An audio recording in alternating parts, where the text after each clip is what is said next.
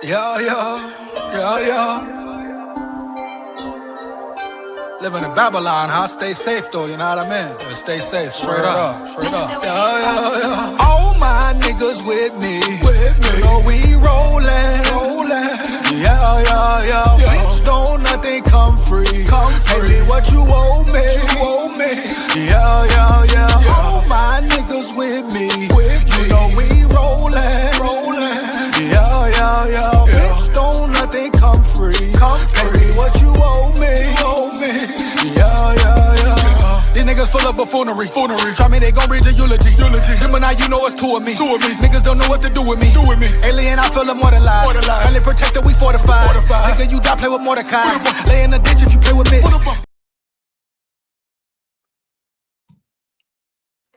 Here we go. Welcome back to another live, another day.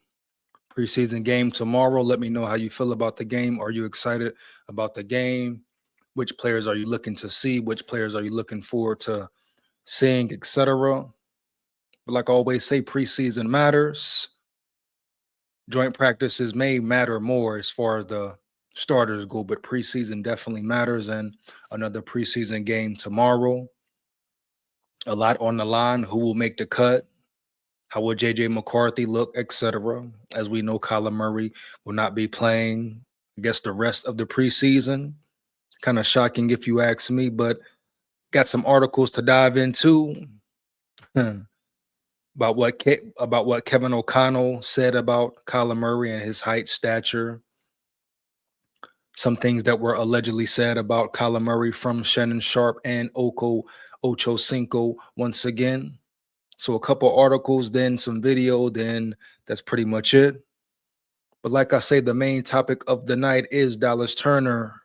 Dallas Turner is a definite monster. The way he's elevated, the way he's came into his own.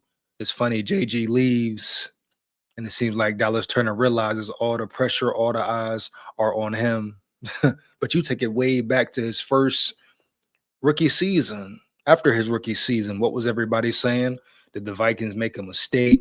Is he a bust? This and that. The man was only 22 years old. Very similar to the McCarthy situation.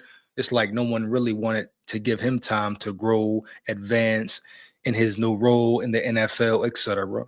But the way he's came on the scene just shows you players develop at different levels. Players have breakout seasons at different levels, right? Dallas Turner, what is he in year 3? Breaking out, showing out. Been phenomenal all training camp. Was in Lamar Jackson's face, dominated the whole, I repeat, the whole Baltimore Ravens line. Matter of fact. But Dallas Turner will be a dominant force, and it came at a perfect time. Then you look at players like a Miles Price, so to say. 1 year, look at how he turned it around. 1 year, look at how he developed.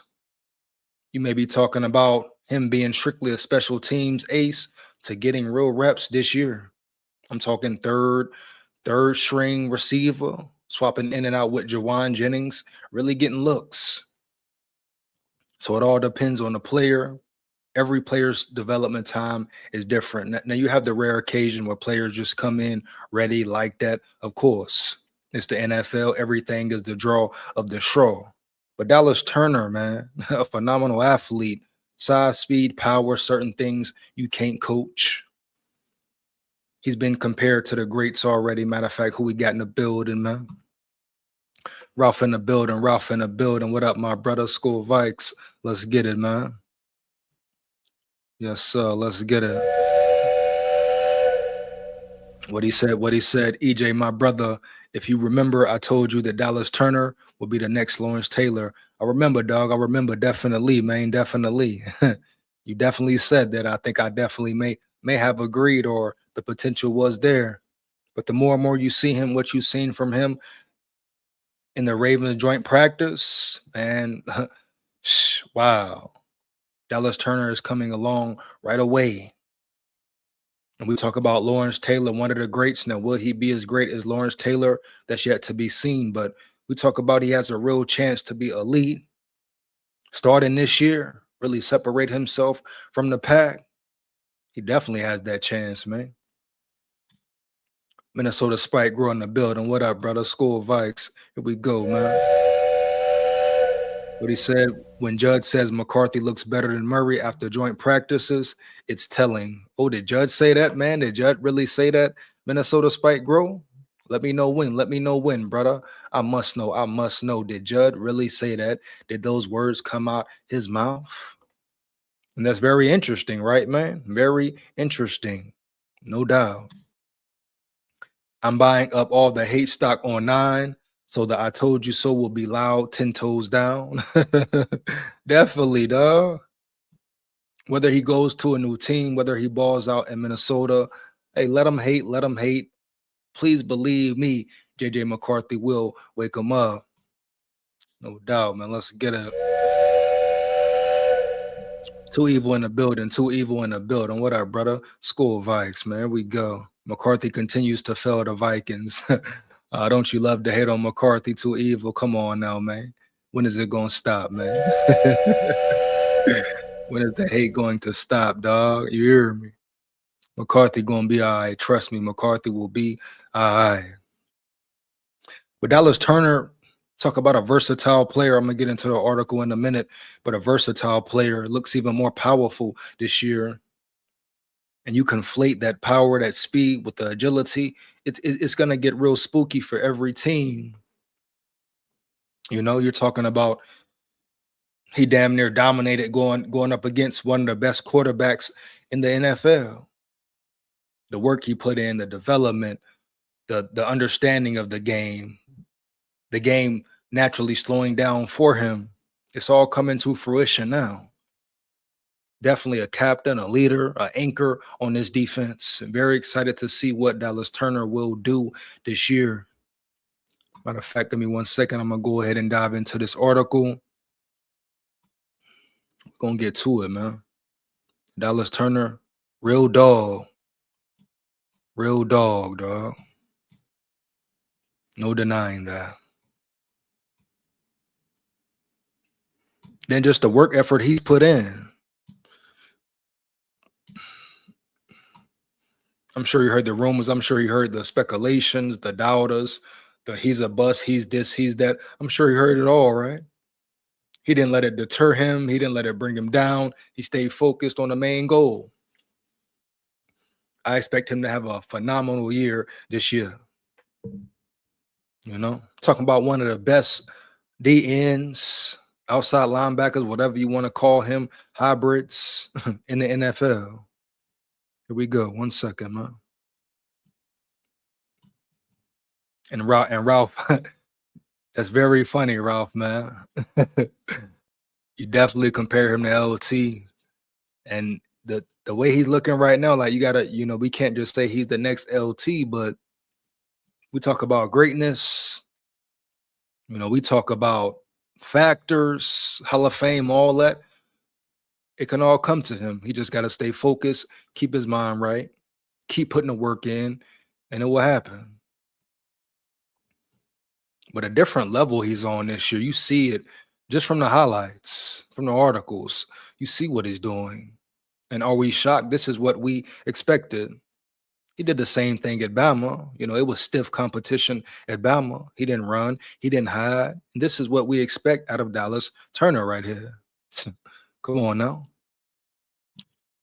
Spike Gross say a pass rushing monster. Facts, facts. It's crazy, damn near. You know, what you see with Dallas Turner, right? He has all the attributes to be a pass rushing monster, Minnesota Spike Grow.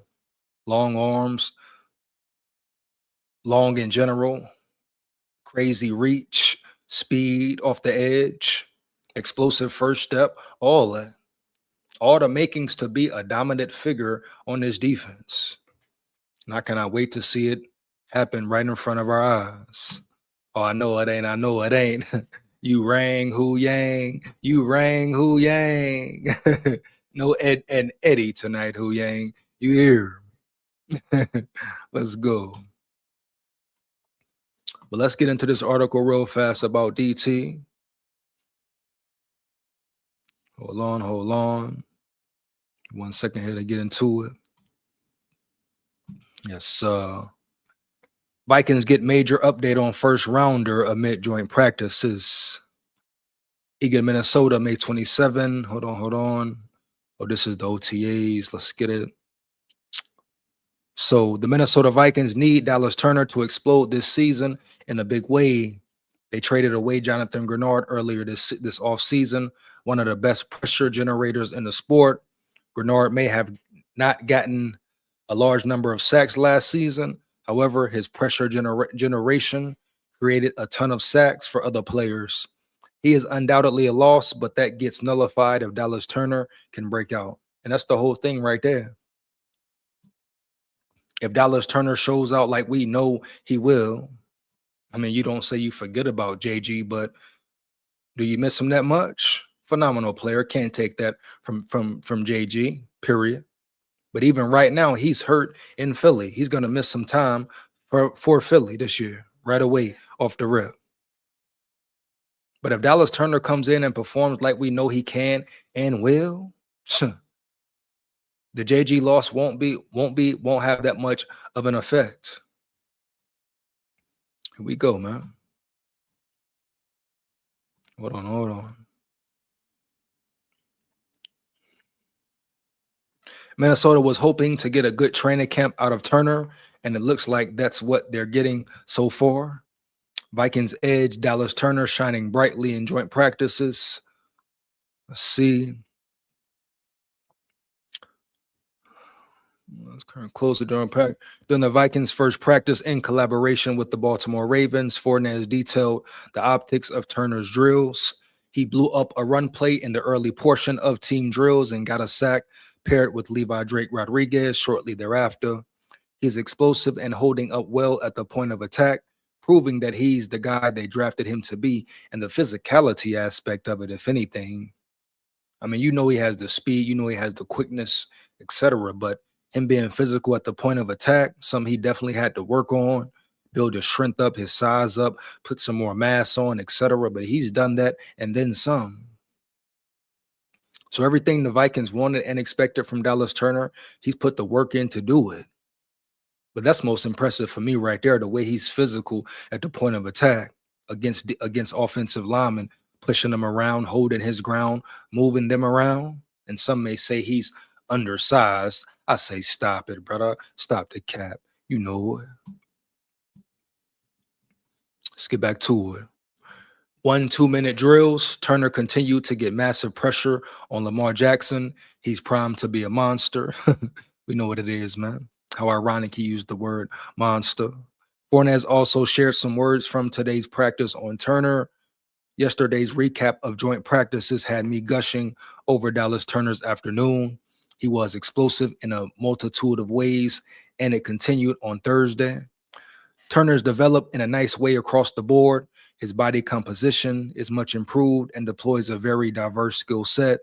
He got multiple pressures and a couple of sacks on the day while setting a strong edge against Ronnie Stanley. He's primed for an explosive season.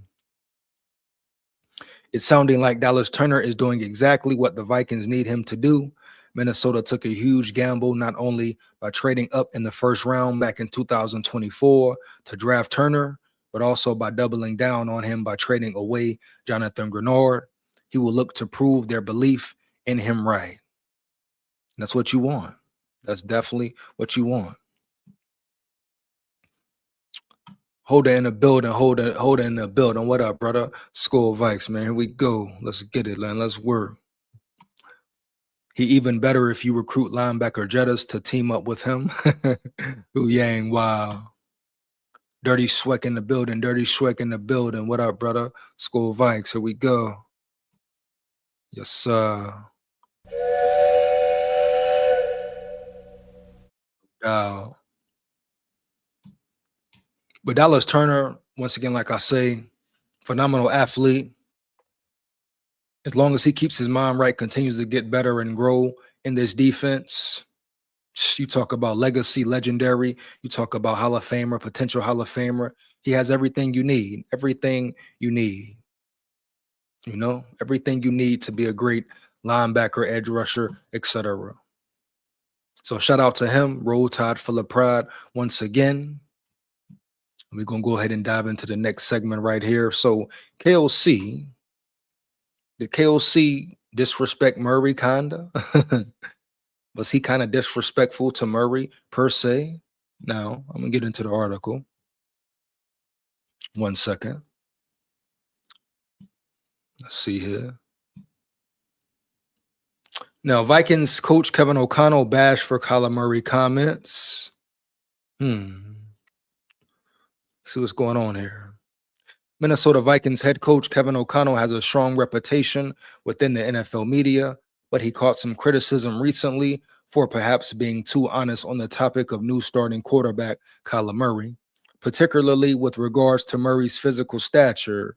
Myron Metcalf of ESPN appeared on the Friday, August 21 edition of First Take and lambasted O'Connell for saying publicly that Murray is too short to see over the offensive line, which obviously implies a negative that the staff and unit as a whole must compensate for by making changes to the scheme and how they execute it. So O'Connell basically said that Murray was too short.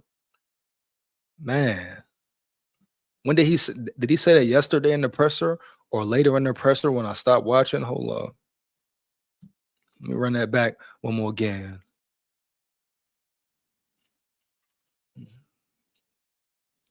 One more time. Hold on, let me see here. Boom.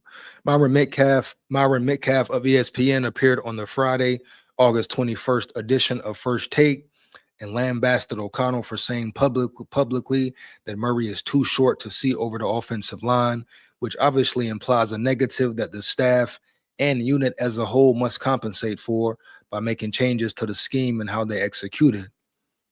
I mean, if he had a problem with Murray's height, why make him your starter? Why even sign him in the first place? You know? I mean, why why even bring him in if you're gonna say the guy's too short and you got to do this and you got to do that? Why not go with McCarthy and work with McCarthy? Is my question. Let's move along. I need to start a PR crisis firm for NFL coaches and just tell them, here's the thing you cannot say in this situation, Metcalf said. You cannot say that your 5'10 quarterback can see over the line, can't see over the line. Maybe it's true. Maybe everyone in training camp knows it. Maybe Kyler is telling all of his teammates he can't see. You cannot tell the public that. That's the situation with Kyler Murray. And I mean, hell, normally KOC keeps things like that under wrap. So is he trying to throw Kyler Murray under the bus to save his ass if Kyler Murray doesn't work? Interesting, huh? Interesting, dog. Yeah, the KLC kind of throw that in there just to say, hey, this guy can't see over the line. This guy may be too short to see over the line. I gotta change my whole scheme up for him. Well, he knew that before signing Kyler Murray, before wanting Kyler Murray, right? So could this be another play in KOC's game plan? Here we go. 1 second. Hold on. Metcalf added that saying the quiet part out loud, specifically when it's done by someone in O'Connell's prominent position within the organization, creates unwanted and undue external noise that the team must then navigate. Let's see. Kevin O'Connell is too smart for that. He's seasoned. He's a veteran. Metcalf continued. Everything is going to be about Kyler Murray's durability, his size. Say anything but that. Your quarterback cannot see over the offensive line because it's only going to encourage the narrative about whether or not Kyler Murray is the guy, whether or not he's big enough in an era of giant quarterbacks. I mean, we talk about a narrative. I really don't care too much about narratives. They push the whole narrative about McCarthy, right? They tried to paint a whole picture about McCarthy, so I could care less about a narrative for Kyler Murray. But KOC coming out and saying that, damn near complaining about it, makes you ask some questions off top. Like, first off, why did you bring him in? Second off, why did you cut the QB competition short? And some are saying McCarthy looked better than Murray training camp thus far, joint practices as well. So, what is really going on here? Is it another ploy for KOC to save his ass if shit hits the fan with Murray? All questions you must think about for sure.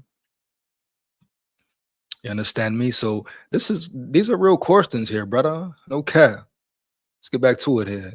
Hold up. Kyler Murray predicted to get long-term contract from Vikings if he excels this year. Let's see.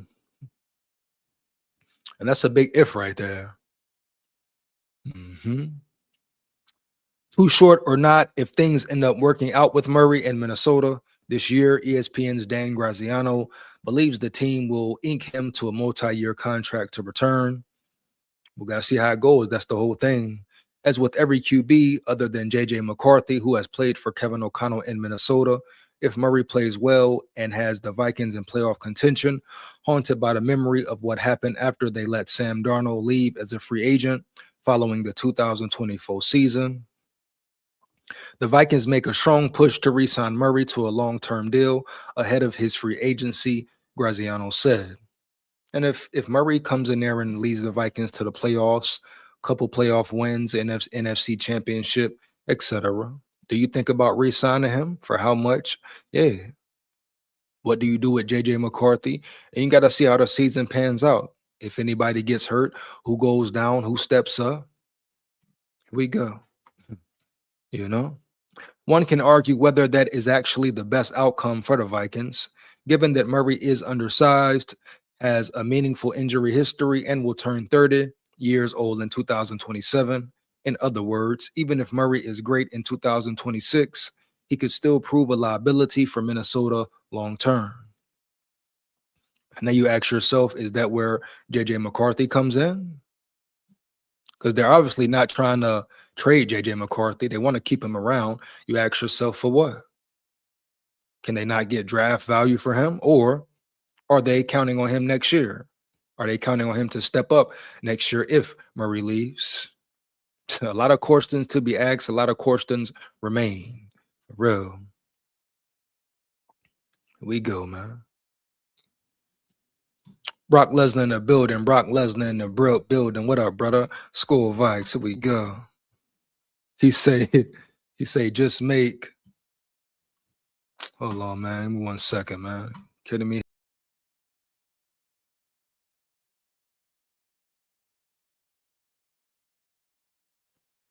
He says, just make Flores the coach. Hey, some agree, right, Brock? Brock say, stop playing, let's get it done, let's get it over with, make Flores the coach. Hey, I guarantee if KOC is horrible this year, Flores may be your head coach, Brock, for real. Flores has done more with less. Yep, definitely, brother. No lying there. No lying there. For real. Lack of talent in every area, right? Lack of talent in every area. Now we just now starting to see him get the talent he wants, talent he deserves in certain positions. So yes, you're absolutely correct, dog. Flores has done more with less every time, every year. Batting the building. What up, brother? SKOL VIKES. Let's get it, man. Team's usual pitch to free agent QBs. How'd you like to come to and win a Super Bowl? KO's pitch to Murray. How would you like to come to Minnesota and get thrashed in the first round of the playoffs? That boy back coming in hot tonight. He already started, huh? Here we go, man. I think KOC is so lazy to let his scheme or whatever to help the quarterback. We're going to see, Holden. We're going to see, man. What frustrates me is KOC is going to run the ball this season. He should have just poured into McCarthy. My points exactly. That's what I would have did. I would have poured into McCarthy, gave my all to McCarthy, put all my energy, focus, and time into him, and made him the best quarterback he could be. What did KOC choose to do? bring in Murray, lie about a fair competition. We're gonna see what happens. So no more excuses for KOC. He can no longer be absolved from blame. If the Vikings fail, it is on him. It starts with him. Period.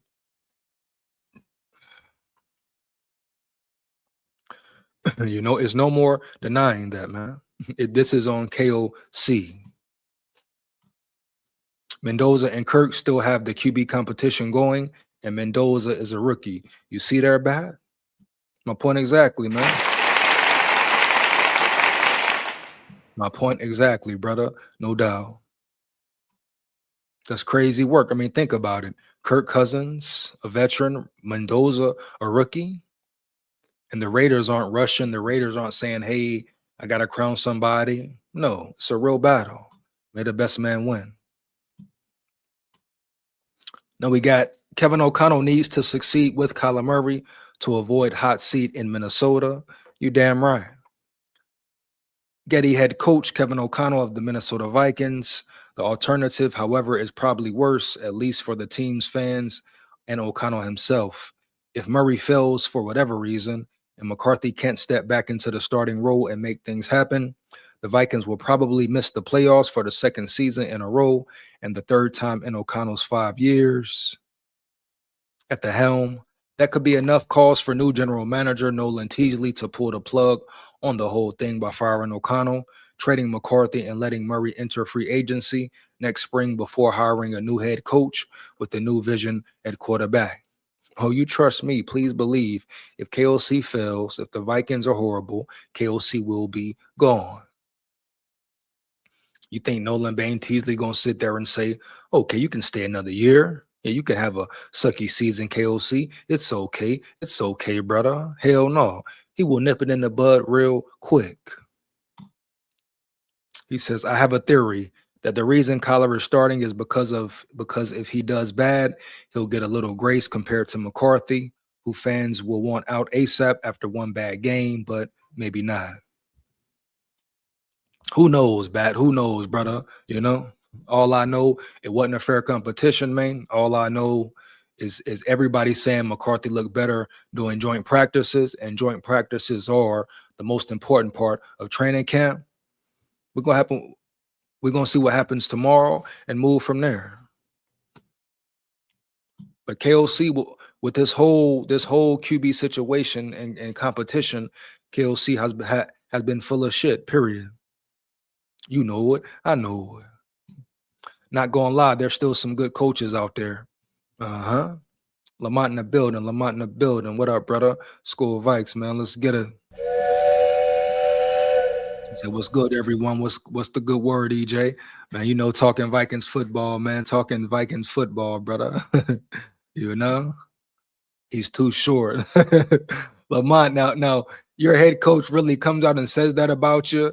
Is KOC, like I say, is KOC just trying to save his ass? Did he really you really say that man is too short, man? What is KOC on right now?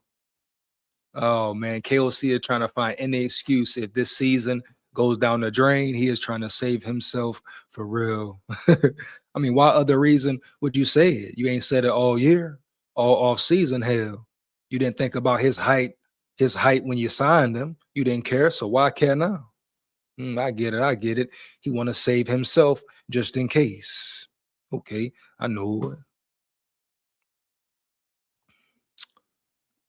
it. Crazy. You see the contradictory shit he does every time, man.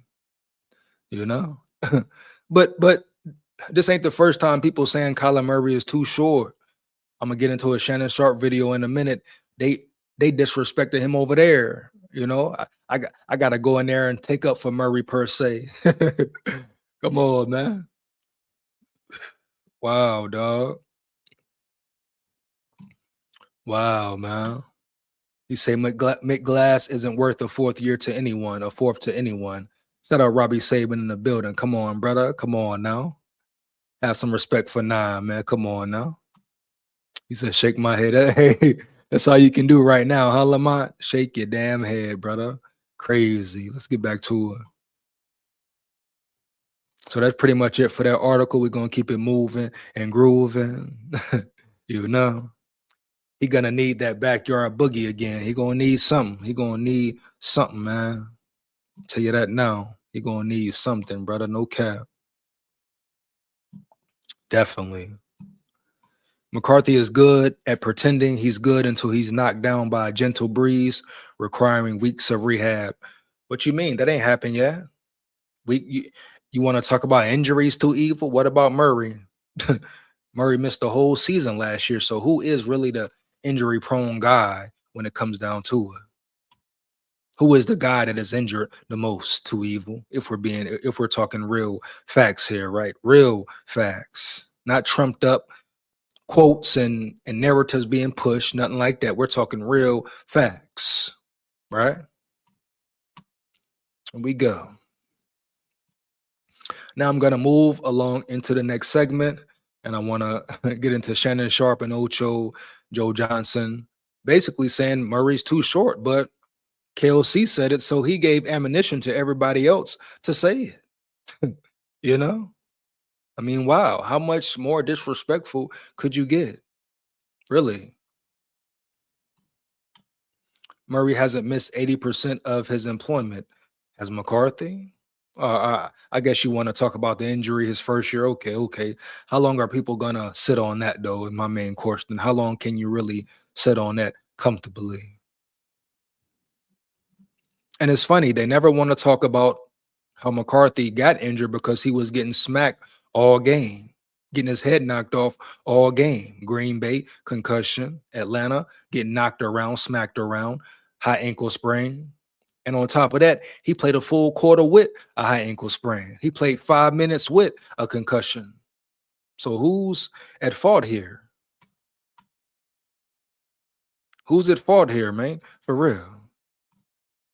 Brock say McGlass, but every time he injured, he getting pressured like crazy. Yep. And getting lit up. Atlanta, he had a 53% pressure rate, 11 QB hits, and 6 sacks. Thank you for coming with the stats, Brock Lesnar, because that right there, what people don't talk about. People never talk about that, right? Just like they never talk about the latter part of the season last year, how he performed last year. They never speak on that. You know why? Because they've been wanting to paint this picture that McCarthy is bad. He needs to go, and it's all on him. He's been the scapegoat since day one. Here we go. Matter of fact, I'm going to read it one more again. McGlass, but every time he injured, he getting pressured like crazy and getting lit up. Atlanta, he had a 53% pressure rate, 11 QB hits, and 6 sacks. And he survived it. Come on, man. And he survived it, Brock, right? Come on now. So let's go ahead and move along. Boom. Let's get into it real fast. Yes, sir. Let's get it. Let's see what's going on, man. Shannon Sharp always speaking about Vikings business now. Oh my gosh. Oh my gosh. Oh my gosh. Oh my gosh. Whoa. Hey guys, it's your favorite Unk here. Go ahead and click that subscribe button below so you don't miss a single episode of Nightcap. That button right here. Come for the sports, stay for the stories.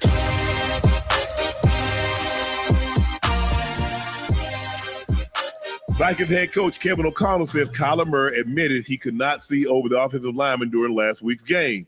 Let's take a listen to what Kevin O'Connell had to say. And Kyler Murray admitted it, you know what I mean?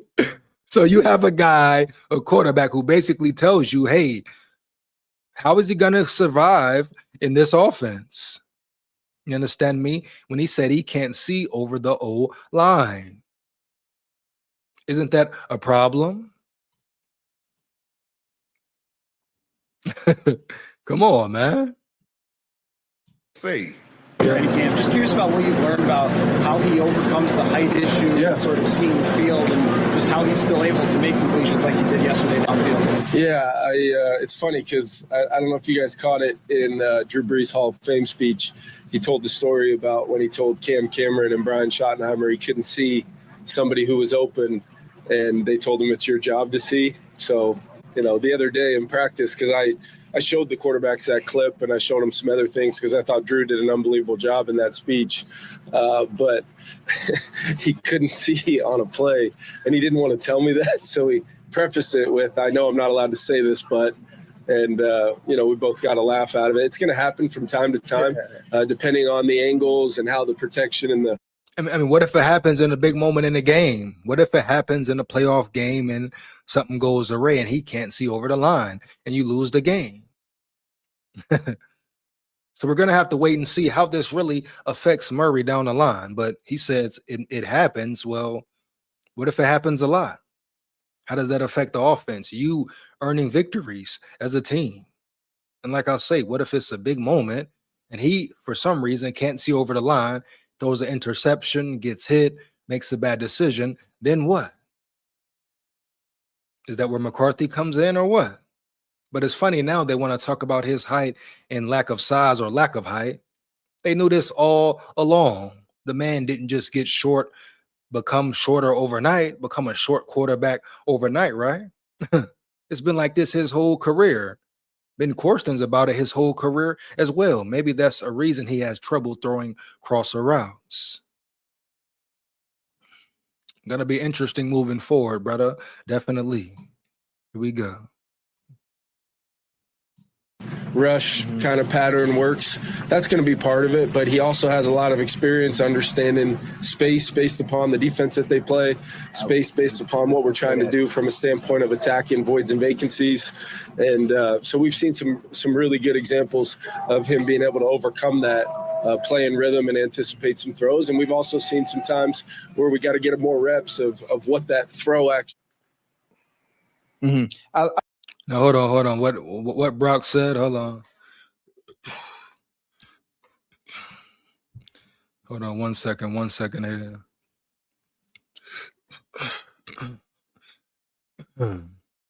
Green Bay, 48% pressure rate, 10 QB hits, 5 sacks. Wow. Giants, Brian Burns was unblocked and bit McCarthy over, resulting in him having to leave the game because of a fractured hand. Brock Lesnar, you on the money tonight, brother, for real. But they never talk about that every time, man. Every time.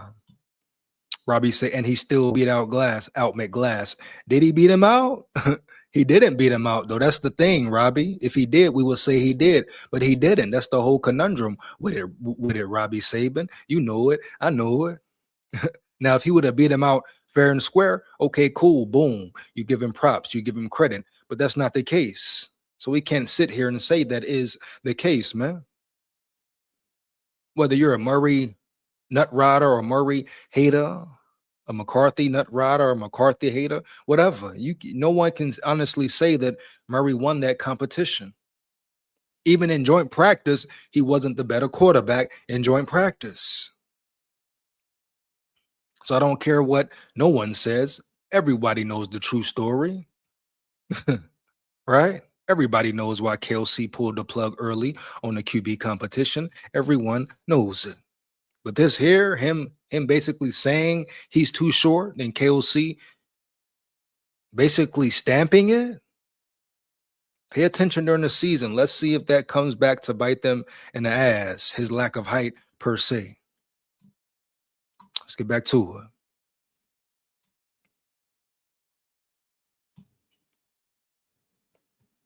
I like that. It's a scorching sports summer, and you can make all your picks on Prize Picks, women's basketball and baseball picks. A number of America's number out the best rookies, her and my last player, and enjoy the lineup one average in Florida. Then app today, you get your first $5 sports pick app. I like that, especially with a quarterback that is short as Kyler Joe and Drew Brees. They have to understand pocket presence is very important. I think Drew Brees might be a little bit taller, so he was able to play from under center at times. Kyler Murray, I think for the most part, he might have plays under center, but I think sometimes he has to be. And Ocho said pocket presence. How is Kyler Murray's pocket presence? You understand me? We know the scrambling ability is there. Him being able to be mobile in the pocket is there. Escape the pocket is there. But how is his pocket presence? We don't know how it is. I don't care what nobody talking about. We don't know what his pocket presence will be like. Can he feel pressure? Does he have the awareness to understand which side is pressure coming from? Can he feel the pressure naturally? You know? So all these questions about Kyler Murray, nothing is yet set in stone, man. So pocket presence will be definitely important. Yeah, big facts there. Here we go.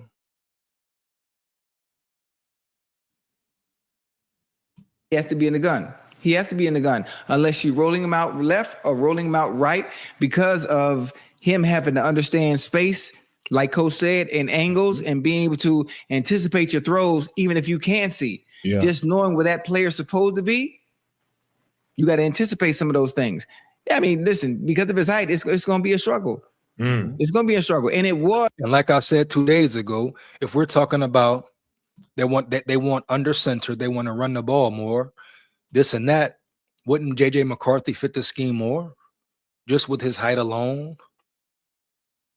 Right? You know, being able to see the field a little better, play action, rolling out, etc. And if you really want to run the ball, I mean, if you're taking the Michigan blueprint, why the hell wouldn't JJ McCarthy be a starter? The scheme fits him more than a Murray per se, especially when we're talking about being under center majority of the time. I'm telling you, it's going to get real interesting early. Had it on mute, bro. But it's going to get real interesting early. And like I said, since I was on mute, just to shorten it down, wouldn't this scheme, if you're talking about under center majority of the time, wouldn't that benefit McCarthy more? He can see over the field better, more clearly, etc., even in rollout situations. And if KOC wanted to all of a sudden take the Michigan blueprint, McCarthy fits the scheme better if that's what you want to run. And we expect them to run the ball more. So this could get very interesting. I'm talking about week 1. You know, will Murray struggle week 1, though? We'll see, man. We will see, for real. But these are all facts you have to take into consideration. This is not anything light. And now it comes out and KOC basically said it, and Murray obviously realized it. One play last week, he couldn't see over the field, see over his lineman. What now? Like Ocho just said, do you run more shotgun? So he has that freedom to really maneuver in the pocket and see what's going on, scramble left, scramble right, etc. But they obviously want to be under center. And even then, the center quarterback exchange is important. We've heard there's been struggles there, you know? So the season is coming fast. Are they ready? Because if not, it will be their ass. You open up with 2 NFC North games that you cannot afford to lose, especially both. You lose both, you might as well call it a wrap for the season off the rip. Losing 2 NFC North games out the gate would be horrible. Worst case scenario by far. By far, man. Let's get back to it.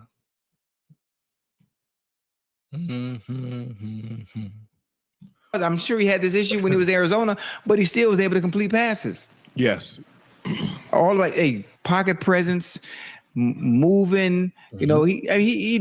And the thing about Murray, he has speed, he has mobility, elite mobility, so he can capitalize, he can overcome it. But is he the same Murray? Does he have the same speed? Does he have the same elusiveness? We shall see. Knows what he needs to do. I think that's more of a funny thing. You know, he's been playing long enough to understand that I'm not the tallest person. I'm never going to be the tallest person. But it's all about understanding the game and putting yourself in position to make those throws in between linemen and the spaces that you have to work with. Well, you have to find throwing lanes. Yeah. That's what small quarterback, even tall quarterbacks. Because there's some tall quarterbacks. Every quarterback has to find a throwing lane, period. They get the ball batted out a lot. But you have to find the lanes to throw through, especially when you're his size. That was one. It just makes it more difficult to find a lane majority of the time. That's the difference right there in his height. But I mean, hell, you see quarterbacks who are taller than him struggle to find a lane too. The deterrents that people use to not draft short quarterback. Yeah.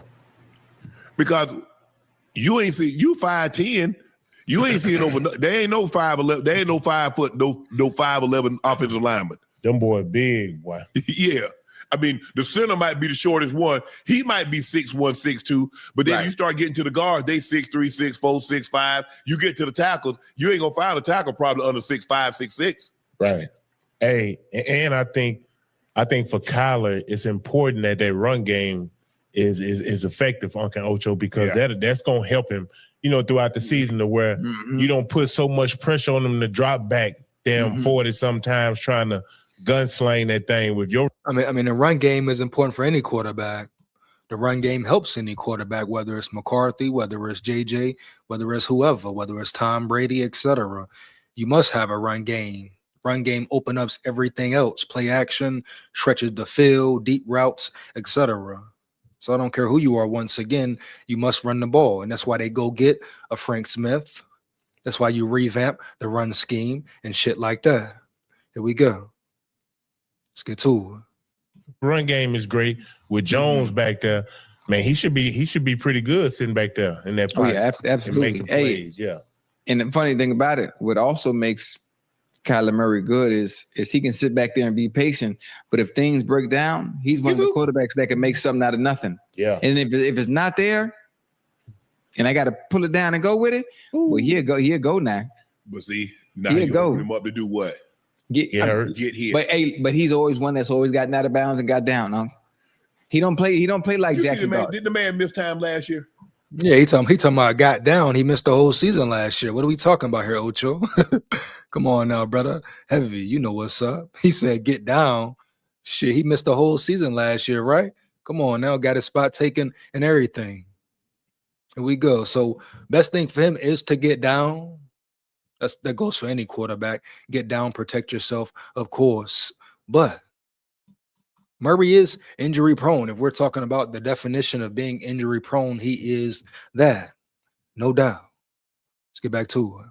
He talking about get down. The man was out all last year. Come on now, brother. What we got here? L in the build. L Washington in the building. What up, brother? He say, yep. You know it. We know it, man. Let's go. Yes, sir. Let's go, brother. Let's work. Here we go. He got hit? He did. I don't remember that. Yeah. And that's how Jacoby Brissett got that job, because he balled out when he missed it. When he missed that time. Yeah. And I said, man, I said, man, Ocho. Yeah. I don't know if Kyler gonna get this job back. Yeah. Because again, and he didn't.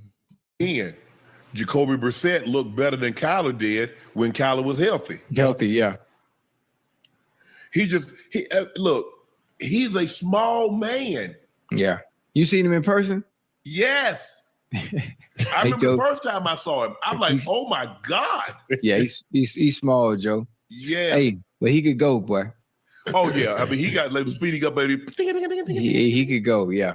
Take 700 steps, going 10 yards. And he got a nice little arm on him too, though. Wow. Oh yeah. He can throw it now. Yeah. He can throw it. With that baseball background. He won 3 state championships in the state of Texas. Hold up, man. Hold up. What we got here? Hold up. Hold on, man. Here we go. L in the building. What up, brother? He said, we're going to win the North. Show you right. Let's get it. We run the North, right, L? Believe that, brother. Let them know. For real.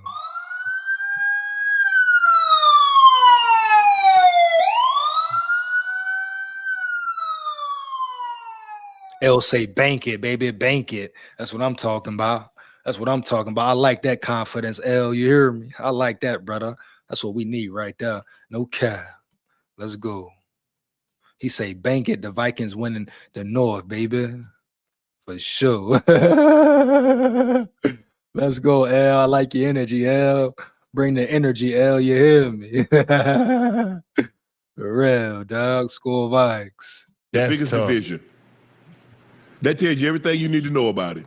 Hey, hold on. You win the state championship in Texas, you done. You win the state championship in Texas, Florida, California, Georgia. Yeah. You in them southern. Oh, Yeah, you done, hey. especially the highest classification. Yeah, you one of them ones. Man, listen, I heard Mahomes say that he thought Kyler was the best quarterback to come out of Texas Yes. high school. Yeah, I heard him say that. Even listen. No one's saying Murray doesn't have talent. No one's saying Murray can't play. He can't ball. This and that. It's just questions about Murray that are there. Questioning his leadership. Is he the same Murray of old? Does he have the same speed, same elusiveness, same mobility in the pocket? All questions you must ask about Murray right now. But no one's saying he's bad. No one's saying he's not a great player or was never a great player. But you can't just crown a man just because of what he did in the past. Let him prove it first. Let him earn it first. In this case, he didn't have to earn the job. So we'll see if he goes and earns it on the field.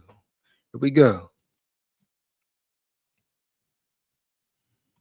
Was that good, Joe? No. I seen him when he was in high school, Uncle Ocho. That boy put in some work, boy. Yeah. Mm-hmm. Can you imagine trying to catch him? And I mean, sir. Think about how hard it was to catch him at Oklahoma. Now imagine him in high school, Ocho. Yeah. Where you ain't, because at least you got superior athletes in college. Yeah. Just imagine him in high school. And you tried to catch him. He run a circle around them, boy. This man get to the goal. He be doing like man. He get close to the end zone. He run back behind the line of scrimmage. Y'all catch it again. Yeah. Take off again. Yeah. Then go in the end zone. He do it all. He's zigzagging. Yeah. Hey. He definitely elusive. Give him credit for that. Definitely elusive. Definitely tough to tackle. No cap on that. Definitely elusive as hell. Is he the same elusive player he once was, though, is the question, right? He said, I think with this offense, he would succeed. We're going to see, L. We're going to see. He better succeed. KOC better succeed. Matter of fact, they both better succeed, right, L? Especially KOC. Oh, I'm going to stand on that 10 toes down, brother. It starts and ends with KOC at the end of the day. KOC has no option but to what? Win, period. KOC has no option, no room for nothing but to win round there. And I'm talking 2 playoff wins or more. If not, he should be gone. This man has all the talent in the world, has had all the talent in the world, some of the best rosters on offense you could imagine. You ain't got 1 playoff win yet. This ain't even about Murray no more. What about KOC? Period. You know? Let's get it. Yeah. And they've had, Drew Brees is from the state of Texas. You got Matthew Stafford from the state of Texas. You got Baker Mayfield from the state of Texas. What you call him? Johnny Manziel said it. Johnny Manziel said Kyler Murray is the greatest high school quarterback in Texas football history. Yeah. That's crazy. That's dope. And that's saying a lot. I mean, respect Mahomes. So, like, I'm sure none of us saw Murray play in high school, but that's saying a lot.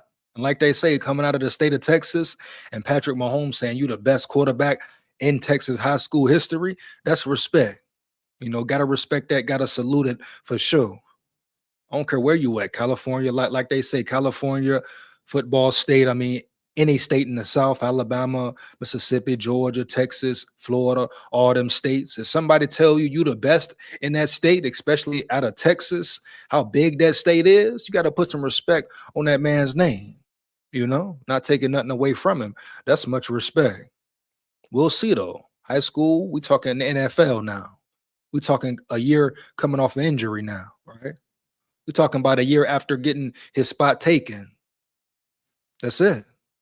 A lot of questions about Murray still. Let's go.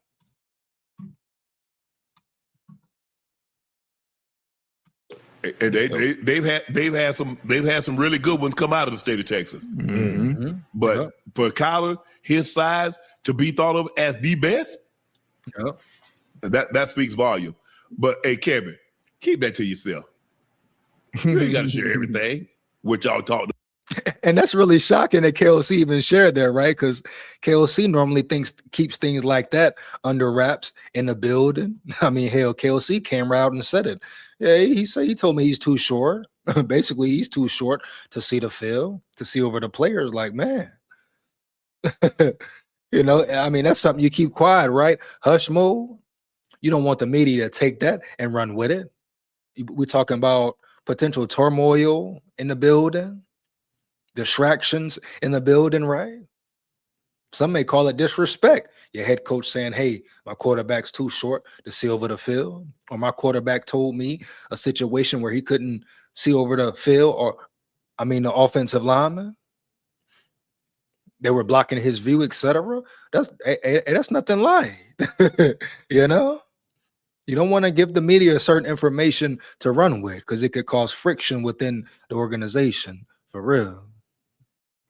That's all I'm saying there. So, and it's funny, like, so like I asked the question a few minutes ago, did KOC state that or reiterate that to save his ass if Murray doesn't pan out?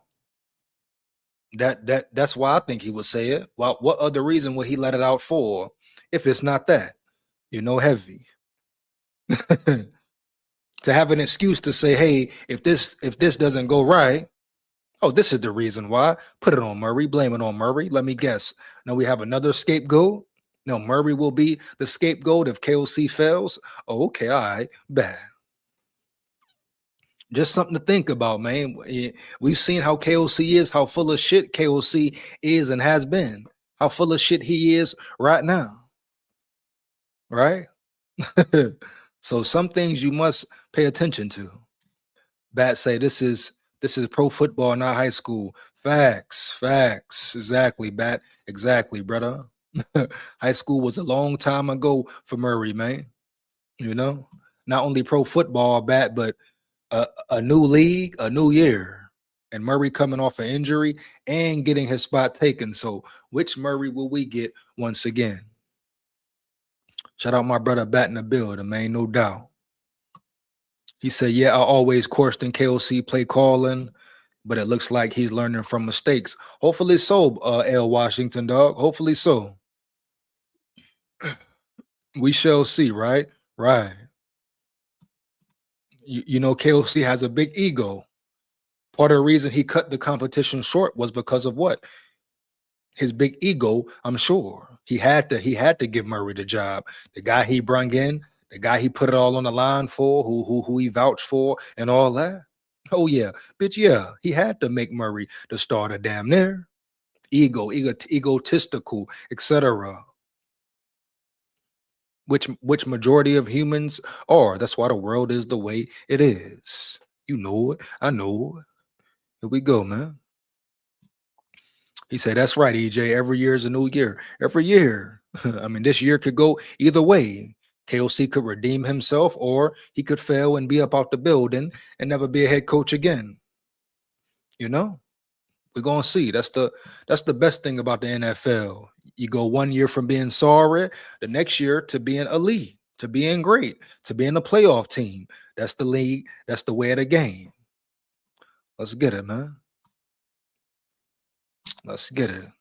And it's funny. It's real funny. It's real tricky. It's crazy work. Like Minnesota Sprite Gross said earlier, if Judd really said McCarthy looked better in joint practices, how many more people believe that? And maybe not just saying it or keeping it on hush mode, etc. You know? But how many more people believe that JJ McCarthy had a better joint practice than Kyler Murray did? Yeah. So all these things you got to think about. And when you see how the season goes, and let's just say Murray fails and McCarthy has to come in, then what, right? But you got to come back to all these articles, all these rumors, all this speculation, and say, wow, that was really going on right there, this moment, that moment. Now you understand it more. Like you understand more now why KOC cut the competition short after talking about it's a real competition, allegedly. Now we see why. It's not right at all, but you know why he did it, period. We go, man. Let's get back to it. About damn. That's why I don't like to tell you nothing. I ain't telling your ass nothing else. You know, we had a joke about it. He ain't want to tell you. No, he ain't want to tell you because he know you go dime him out. Yeah. Try snitching. Yeah. Hey, I like what the Vikings got, bro. I want to see Kyler Murray do great. I want to see the Vikings play well. I want to see Justin Jefferson get back. Yeah. I want to see that gritty. I want to see all that. Okay, Ocho. I want to see it. Real talk. Hey, shout out Joe Johnson, man. You know, giving props, etc. Everybody want to see the Vikings do good, man. No cap. Here. Let's get it. Get down to it, man. I want to see that boy get back to real form. There you go. Hey.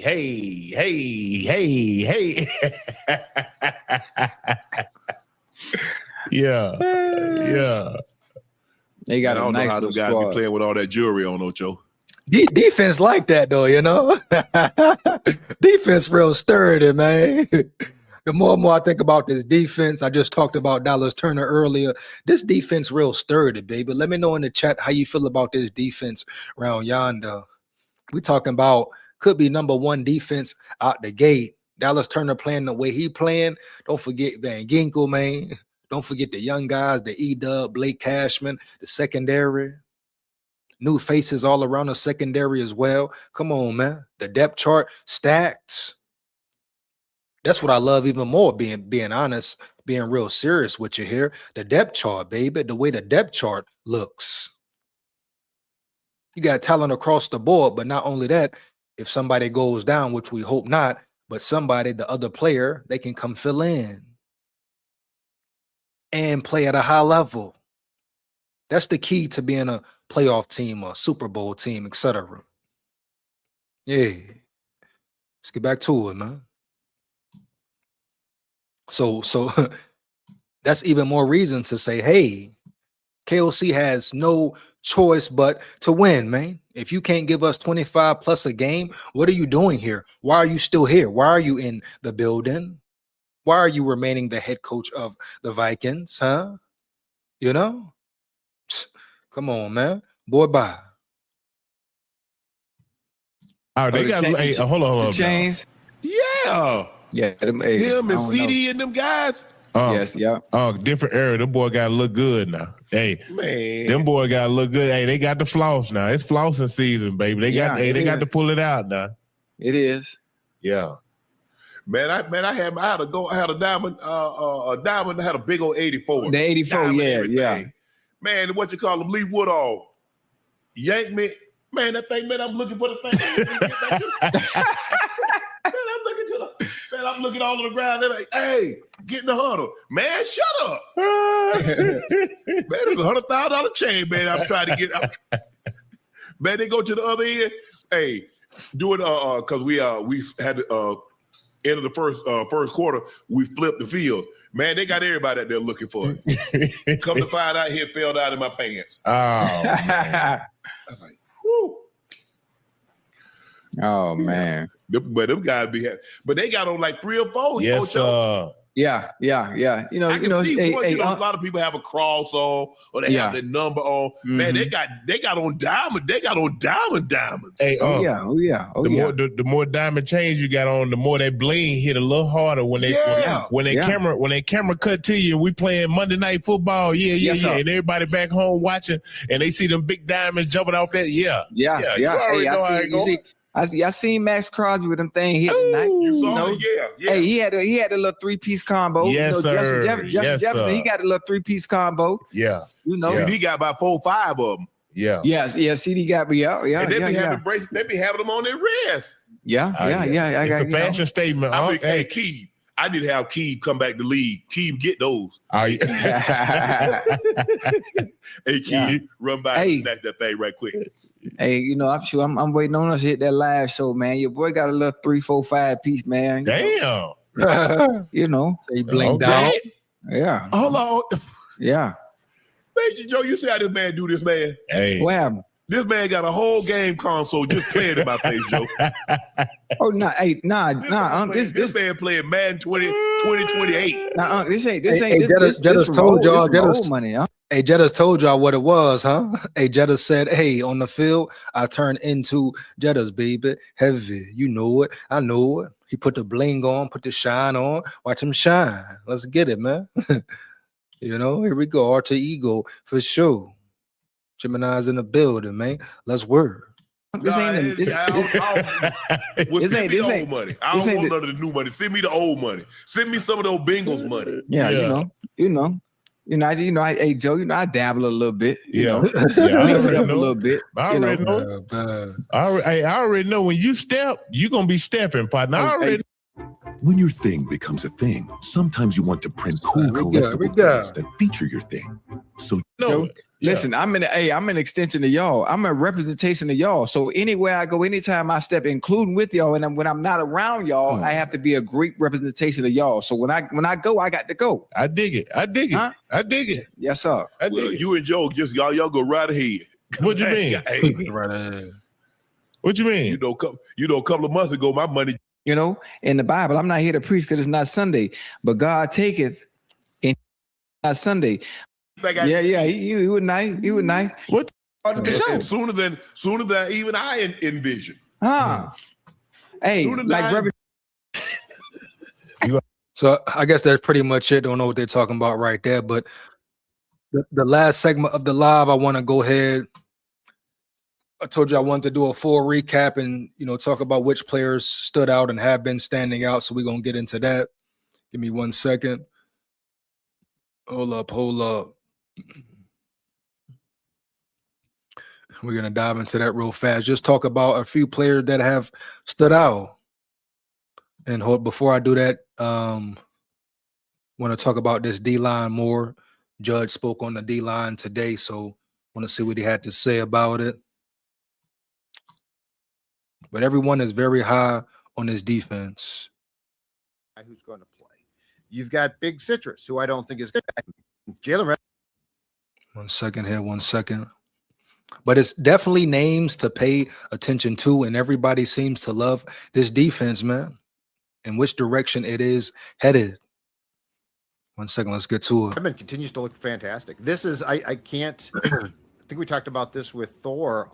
Jalen Redmond, big 6'1". Do y'all realize how good it feels to have a real trenches, a real front? How long have we been wanting the Vikings to just have those juggernauts up front, those big boys, big dogs up front, man? And then you got rookies, you got veterans, you got different examples of dogs up front, juggernauts, potential superstars. Caleb Banks getting better and better. Dominique Orange getting better and better. We could have something real special here. You talk about a wall, nothing like the Pat Williams wall. That was their wall, a unique wall in itself. But now we're talking about the Redmond wall, potentially, the Banks wall, the Orange wall, etc. But we got real players up front, finally. You talk about giving Flores what he wants, but and needs. He's deserved this for how many years now? He's been making lackluster players work for how many years now? Then you give him the personnel he wants. Huh? Watch how this pans out, man. For real. Here we go. Let's get to it. On Thursday from Judd's Camp Notes yesterday. This is as bullish on the defensive line depth as I have been in years. As bullish. You've got Caleb Banks, who I don't think is going to be starter in week 1, but he's a definite guy who's going to play.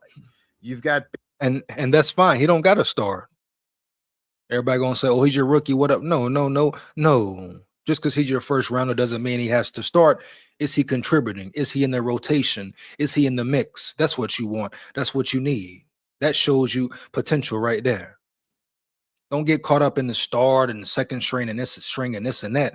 Get caught up in the plays made on the field, right? Get caught up in the rotation on the field, man. And as the season goes along, as it processes, you'll see him get in the rotation more and more. But it is a learning curve. These guys are rookies. They're not vets. But we have vets who are ready to play right now. Vets who are ready to have breakout seasons right now. Levi Drake Rodriguez, Jalen Redmond, Tyrion Ingram, etc. You know, Elijah Williams, all guys ready to make a name for themselves, man. But I'm very excited about the trenches up front on the D line. Man. Wow. Big Citrus, who I don't think is going to start in week 1, but he's definitely going to play. But one guy I think is going to start for sure, and is another great find, Jalen Redmond. He looks fantastic. And that's another guy that, you know, came from what, the XFL or the UFL or some I think it was XFL. Yeah. Okay. But nobody expected a thing. And I don't, was it XFL? I think it was UFL, right? Or was it CFL? So whatever, doesn't matter. You found a diamond in the rough, and his journey, his story has been phenomenal. You know, certain medical conditions he dealt with, never stopped, never gave in, never folded, right? Kept going, kept fighting, kept biting, and look at him now. A real factor on his team, man. Playing for a big bag, matter of fact, a real big bag on top of that. Shout out, respect, salute to Jalen Redmond. Ball, brother. Go ball. And he got here. He makes the team, and I think through his own hard work and Flores coaching him up. He's been great. And the next guy to keep an eye on, because I think he makes the team, and he did play in 7 games last season. Is that Elijah Williams? And he showed up on a tryout to the rookie minicamp in 25. Elijah Williams. Yeah. Another big dog. We saw Elijah Williams perform last year. I talked about Elijah Williams in preseason, man. This guy flashed all preseason. And he got a little bit of reps last year, but you talk about another year of growth and development. That's what it's about. But pay attention to Elijah Williams. Yeah, we got players up front, y'all, for real. Let's go. He had a sack on Saturday against the Giants. Yeah. He's another guy, Levi Drake Rodriguez. And high motor. Keep going and going and going like the Michelin man. No cap. You hear me? Here we go, dog. And for all we talk about, and there definitely have been guys who we can say, I wonder if that draft pick was a bust or he wasn't coached well. Well, Brian Flores deserves a lot of credit, because there's a lot of guys who have been coached well. And that defensive line, when you look at a guy like Redmond, who was basically came here with no expectation, and the way he is playing now, that's a really impressive step. Yeah. And it's big facts, no cap. Definitely, man. A lot of talent up front. Very excited about it. Now I'm gonna get into this lag segment and get up out of here. But I told y'all I wanted to break down, just do a recap of training camp, joint practice thus far. So give me 1 second to get into it. Let's go. So Vikings training camp recap. Top Mr. Mankato candidates highlight excellent young players on Minnesota's Vikings roster. The next Mr. Mankato will be crowned shortly, and there are some really interesting candidates for the award. The Minnesota Vikings have wrapped up joint practices with the Baltimore Ravens, which means training camp is just about over. Over the course of the last few weeks, multiple players have seen their stock rise and fall throughout training camp. Within those pieces of information, we need to decide who Mr. Mankato is. Here we go. Oh, so this is a Score North thing, huh? So let's just see, because they're actually at practice and seeing the practices, but let's just see which players they think are standing out. So number 5, Elijah Williams.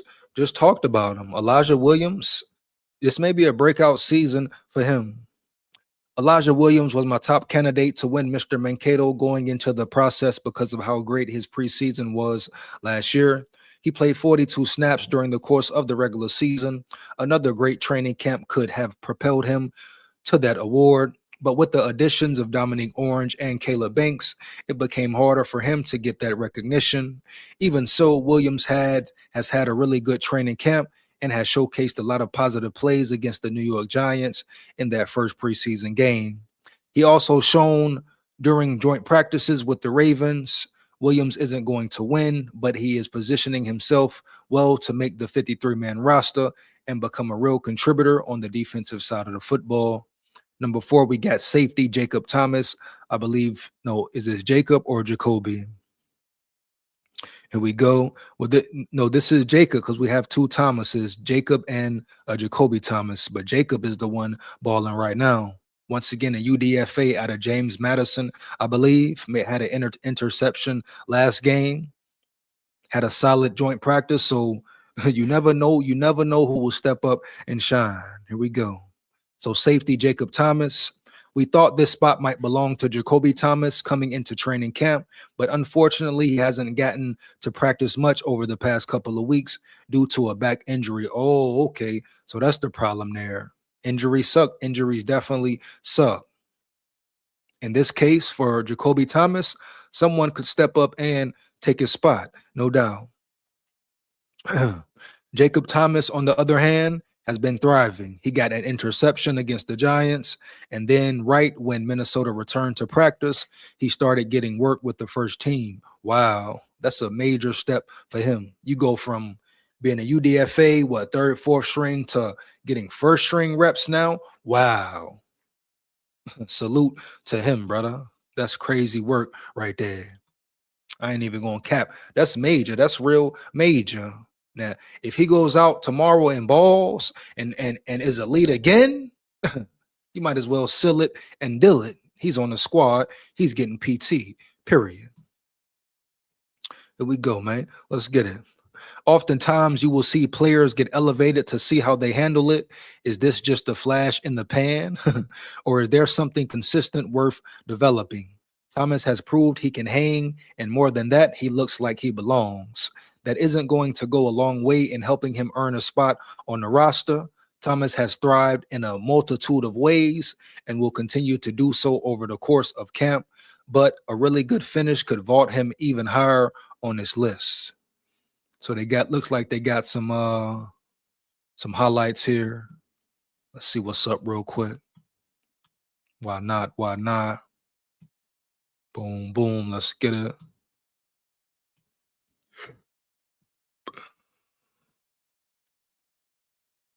So this the interception right here, I believe. Boom, come here, give me that. Great coverage skills on that one. That's just one. That's just one. Bro, you kidding me? What happened? Go back to us. That's why I don't like doing that right there. So we got here next up, number 3 wide receiver, Ty Felton. Ty Felton had a solid camp, has been having a solid camp. Now that drop ball last week in the preseason game, perfect throw from McCarthy. He must make up for it, but he's been stepping up. Got to give him credit when credit is due. After blossoming over the course of the first couple weeks of training camp, the momentum has slowed down a little bit for Felton. He was getting open in every which way, catching balls in traffic and creating really good separation. Then he had that drop on the fade stop thrown by J.J. McCarthy in the preseason game, and it halted his momentum. Big facts. No cap, man. You got to catch those passes every time. Other players at the position have started to shine, casting a shadow on Felton. Even so, the beginning of his training camp was so good that it vaulted him to a spot we didn't necessarily think he would reach. And that in itself is a big deal. I'm excited about Felton's potential future now, and that is not something I was saying just a few months ago when I thought he might be a cut candidate. No one saw that coming. No one expected that from Felton, matter of fact. You know, you figured he would be a solid special teams ace, good on a special team side, cool. But to come out and ball and perform at a high level, come on now. But thing about it, you got to be consistent. You got to keep it going. Let's get back to it here. Number 2, Charles Demings. If you want to go by the best story of training camp, it's Demings. The rookie 5th-round draft pick out of Stephen F. Austin has thrived across multiple practices and even thrived against the Giants. Wow. One of the big things he brought to the table was consistency and physicality. Demings got a shot with the first team in 7-on-7 drills on the first Saturday practice, which was also the first open to the public. He stood toe-to-toe against wide receivers Justin Jefferson and Jordan Addison in 7-on-7 and showed he belonged. And Chuck D, shout out Chuck D, inspirational man, good energy, great demeanor, everything you want in a player, leader, etc. Maturity, all that. He's it, man. He's the total package for real. Here we go. Then he stacked great days on Monday, Tuesday, and Wednesday the following week. Going into the night practice, he looked like a guy to be reckoned with, and he continued that momentum all the way through joint practices with the Ravens. Demings is a little overly physical, and we'll have to find a way to curb that. But make no mistake about it, he has been one of the best stories in the entirety of camp and could play a serious role as a 5th-round draft pick rookie. Yep. Let's get into a clip here right quick. 1 second. Getting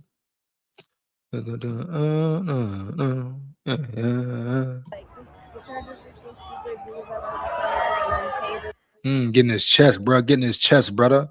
Bumping, brother. Here we go. Allah. Like, the Chargers are so stupid because I wanted to sign and then pay this guy. I'm like, clearly not. And also, like, just because they paid this guy. Clamps, man. You hear me? Clamps. Here we go. Why do they keep going back to that page? Hold up.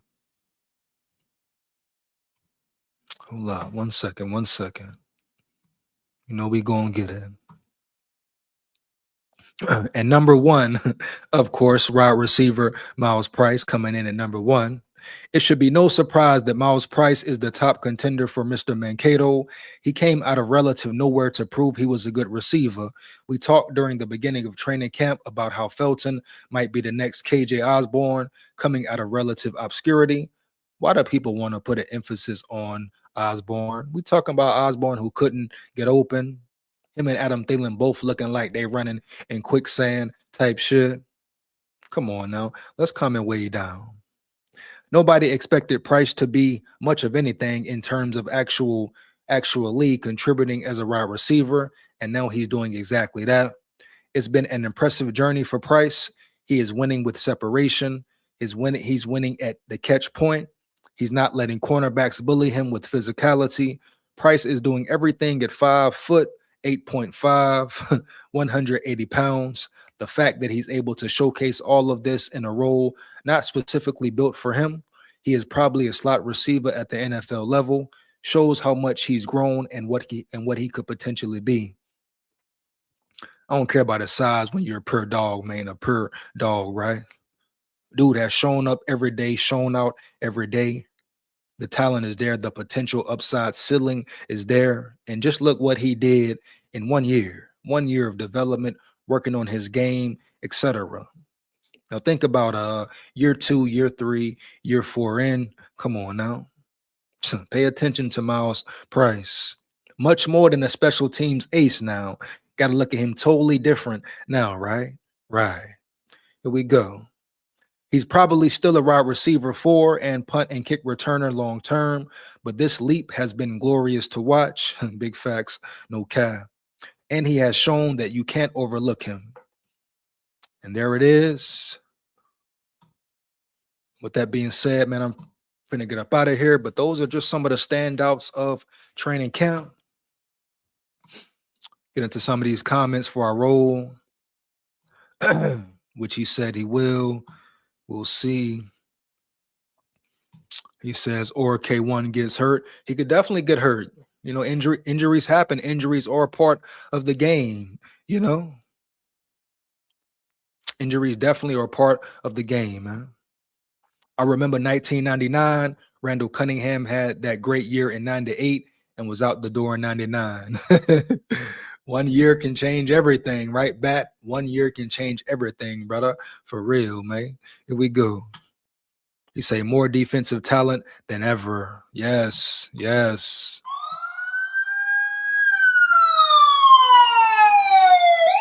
Yeah. Defense is crazy, Bat. So much talent up front, secondary. It's crazy work, man. Just can we put it all together at once? That's the main question, brother. EJ, Vikings are revealing their rivalry jersey Tuesday. They better be good. Hey, they better be elite. They better be swaggy out that thing. You hear me, Holden? Yeah, they better be real swaggy out that thing, man. For real. You hear me? Let's go. LOL. Somehow Carolina conned us out of not one but 2 fourth-round picks for Thielen. Wow, brother. For Adam Thielen. Everybody was getting excited for Adam Thielen, huh? Okay. Come on now. Defensive front might be Seattle level. Could be. Or better. The defensive front is very, very official. You hear me, Bat? Very official, man. Very official, man. No way around it.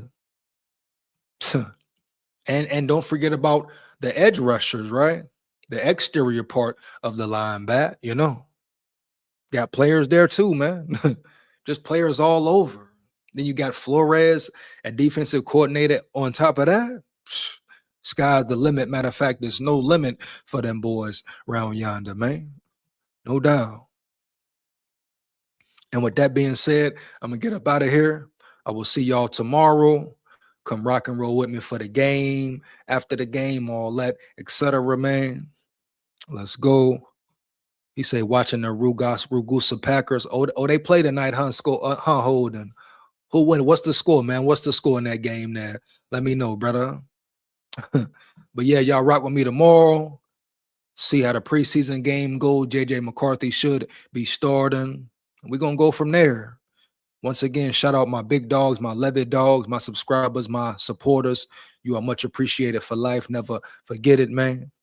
Make sure you like, comment, and subscribe, and hit that bell as well. Share this with any and everybody you know for sure. Support the grind, support the channel. You know what it is. Big SKOL here. SKOL Vikes win, lose, or draw, but we come to win. Down at the levee, we going fishing at the levee. SKOL Vikes, man. We run the north. Believe that. We come.